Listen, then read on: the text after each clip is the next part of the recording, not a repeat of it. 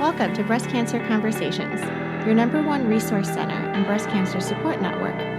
I'm your host, Laura Carfin, breast cancer survivor and founder of SurvivingBreastCancer.org, a 501c3 nonprofit organization providing community, education, and resources to empower those diagnosed with breast cancer and their caregivers from day one and beyond. In this episode, we talk about chemotherapy and the latest breakthrough results from the TAILORx study. Welcome to the conversation.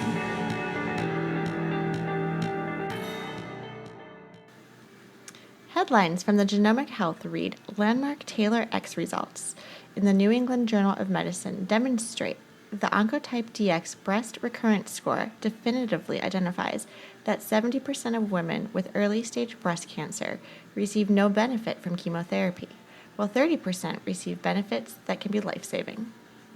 This news was not only published in the New England Journal of Medicine, but was also announced and presented at the plenary session at the 2018 American Society of Clinical Oncology.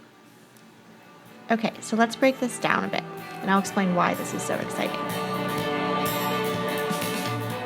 First, this was a much anticipated study, and it has been in the works for a decade. It illustrates the important relationship and conversations between the patient and the oncologist in determining treatment as it relates to one's prognosis and survivorship. Medicine is not a perfect science, and as much as I wanted to hear that the cancer will never return and that this was a one-and-done experience for me, it's impossible to get a 100% guarantee.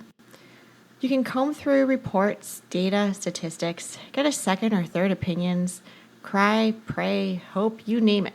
But at the end of the day, it's your decision and one you have to become comfortable with. To quote the whimsical Jerry Garcia, nothing is for certain, and it could always go wrong. So let the music keep playing, and we make the best decisions with the information we have at the time. But what the study found, according to Alison Kurian, an oncologist at Stanford University, revealed that these findings are going to change treatment and remove uncertainty for women making decisions.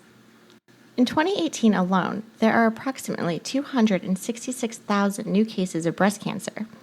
Women with early-stage breast cancer, however, may no longer need chemotherapy. This applies to 85,000 women with the most common type of early-stage breast cancer, who now, under consultation with their oncologist, may confidently forego chemotherapy.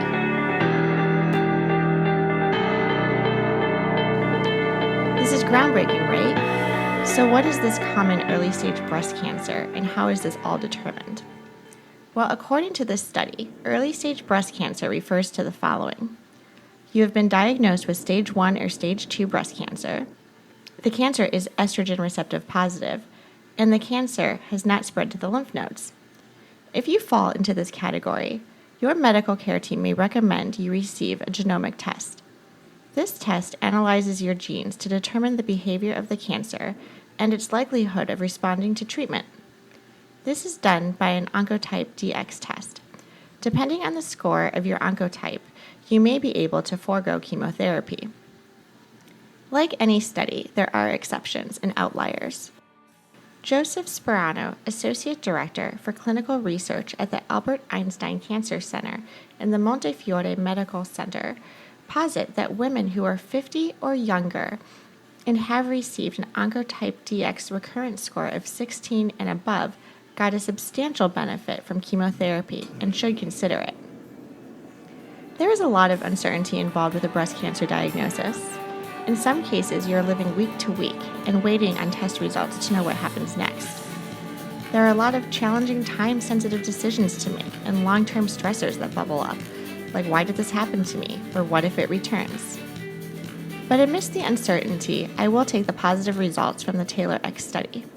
Thank you to all of the researchers, advocates, grant writers, participants, medical care teams, caregivers, families, and everyone involved for moving the needle forward and advancing treatment in breast cancer. Research continues to save lives, and I am thrilled that SurvivingBreastCancer.org is able to raise awareness through our blogs, podcast, and community outreach and be a part of this movement.